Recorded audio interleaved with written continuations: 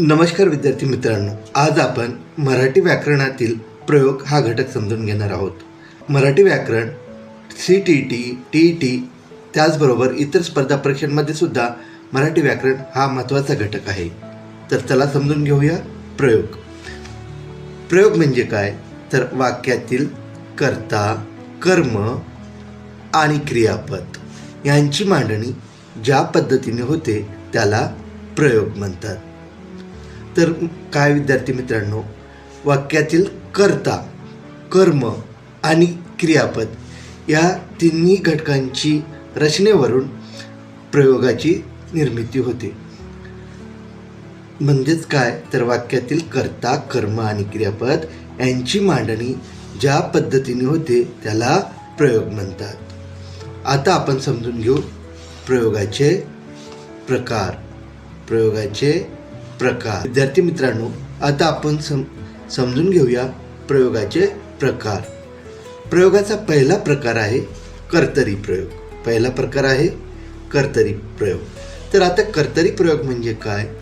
तर ज्या वाक्यात कर्ता मुख्य असून क्रिया कर्त्याप्रमाणे होते त्या वाक्याला कर्तरी प्रयोग म्हणतात. म्हणजेच काय? तर ज्या वाक्यात कर्ता मुख्य असून क्रिया कर्त्याप्रमाणे होते, क्रिया ही कशी होते? कर्त्याप्रमाणे होते, त्या वाक्याला कर्तरी प्रयोग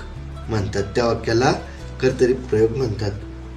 म्हणजेच काय विद्यार्थी मित्रांनो, कर्ता हा कसा आहे? कर्तरी प्रयोगमध्ये मुख्य आहे. कर्तरी प्रयोगात कर्ता हा मुख्य आहे. आता आपण समजून घेऊ कर्तरी प्रयोगाची रचना. कर्तरी प्रयोगाची रचना कशी असते? तर कर्तरी प्रयोगामध्ये कर्ता हा मुख्य असतो, त्यानंतर कर्म आणि क्रियापद. आता उदाहरण समजून घेऊ. राम आंबा खातो. या वाक्यामध्ये कर्ता आहे राम आणि आंबा आहे कर्म आणि क्रियापद आहे खातो. म्हणजेच या वाक्यात मुख्य कोण आहे? कर्ता आहे. म्हणजेच काय? राम आंबा खातो. आंबा कोण खातो? राम खातो. म्हणजेच हे कर्तरी प्रयोगाचं उदाहरण आहे. दुसरं उदाहरण पाहू. मी पुस्तक वाचतो. या वाक्यामध्ये मी पुस्तक वाचतो. पुस्तक कोण वाचत आहे? मी. म्हणजेच मी हे काय आहे? मुख्य आहे, वाक्यातील मुख्य भाग आहे.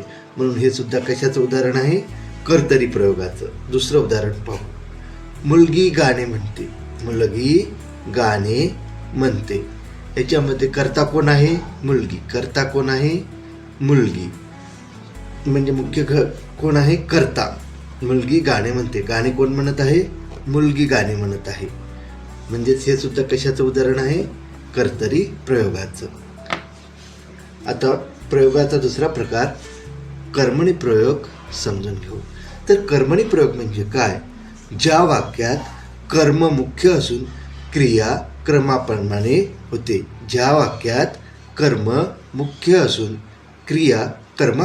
होते. त्या वाक्याला कर्मणी प्रयोग म्हणतात. तर मग कर्मणी प्रयोगात मुख्य काय आहे? तर कर्मणी प्रयोगात कर्म मुख्य आहे. काय आहे? कर्म मुख्य आहे आणि क्रिया कर्माप्रमाणेच होते. क्रिया कशी होते? कर्माप्रमाणेच होते. त्या वाक्याला कर्मणी प्रयोग म्हणतात. त्या वाक्याला काय म्हणतात? कर्मणी प्रयोग. तर आता आपण कर्मणी प्रयोगाची रचना समजून घेऊ. कर्मणी प्रयोगाची रचनेमध्ये कर्म अधिक कर्ता आणि कर्त्याला ने किंवा कडून हे प्रत्यय जोडून येतं आणि क्रियापद असं कर्मणी प्रयोगाची रचना असते. आता आपण कर्मणी प्रयोगाचं उदाहरण समजून घेऊ. आंबा रामाने खाल्ला. आता इथं पहा, कर्त्याला कोणतं प्रत्यय लागलेलं आहे? कोणतं प्रत्यय लागलेलं आहे? ने. सर्वात पहिले हे समजून घ्यायचं की कर्त्याला जर ने किंवा कडून प्रत्यय आले तर नक्कीच हे कर्मणी प्रयोगाचं उदाहरण आहे. आंबा रामाने खाल्ला. आंबा कोणी खाल्ला? रामाने खाल्ला. काय खाल्ला? आंबा खाल्ला. मुख्य काय आहे? आंबा. आता दुसरं उदाहरण पाहू. पुस्तक माझ्याकडून वाचले गेले. पुस्तक माझ्याकडून वाचले गेले. इथे माझ्याकडून, इथे काय प्रत्यय लागलेला आहे? कडून. काय प्रत्यय लागलेला आहे? कडून. म्हणजे माझ्याकडून, कर्त्याला कडून हे प्रत्यय लागलेला आहे. आणि कर्म काय आहे? पुस्तक. कर्म काय आहे? पुस्तक. म्हणून हे सुद्धा कशाचं उदाहरण आहे? कर्मणी प्रयोगाचं. दुसरं उदाहरण पाहू. गाणे मुलीने म्हटले. काय म्हटले? गाणे म्हटले. काय म्हटले? गाणे म्हटले. कोणी म्हटले? मुलीने. कोणी म्हटले? मुलीने. आता इथे मुलीने, इथे सुद्धा कसं प्रत्यय लागलेला आहे? ने लागलेलं आहे. आणि मुख्य काय आहे यामध्ये? गाणे. गाणे हे काय आहे? कर्म. म्हणून गाणे मुलीने म्हटले हे सुद्धा कर्मणी प्रयोगाचा प्रकार आहे. आता आपण प्रयोगाचा तिसरा प्रकार समजून घेऊ, तो म्हणजे भावे प्रयोग. तो म्हणजे भावे प्रयोग. तर विद्यार्थी मित्रांनो, ज्या वाक्यात कर्ता किंवा कर्म नसून फक्त क्रियेला महत्त्व दिले जाते, ज्या वाक्यात कर्ता किंवा कर्म नसून फक्त क्रियेला महत्त्व दिले जाते, त्या वाक्याला भावे प्रयोग म्हणतात. तर भावे प्रयोगामध्ये काय महत्त्वाचं आहे? फक्त क्रियेला महत्त्व दिले जाते. भावे प्रयोगात काय केलं दिले जाते? क्रियेला. आता आपण भावे प्रयोगाची रचना समजून घेऊ. क्रियापद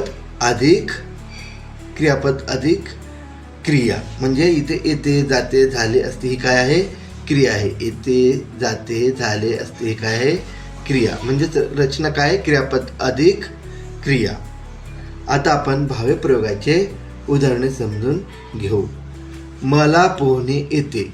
मला पोहणे येते.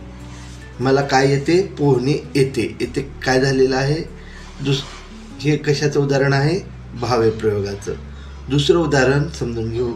येथे धूम्रपान करणे मनाई आहे. येथे धूम्रपान करणे मनाई आहे. तिसरं उदाहरण पाहू. मला अभ्यास करायचा आहे. मला अभ्यास करायचा आहे.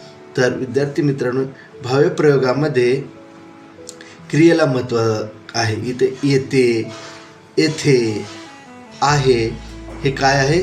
क्रिया दर्शवणारे शब्द आहेत. म्हणजेच हे कशाचे उदाहरण आहेत? भावे प्रयोगाचे उदाहरणे आहेत. विद्यार्थी मित्रांनो, जर तुम्हाला माझे शिकवणे आवडले असेल तर माझ्या चॅनलला लाईक करा, शेअर करा आणि सबस्क्राईब करायला विसरू नका. धन्यवाद.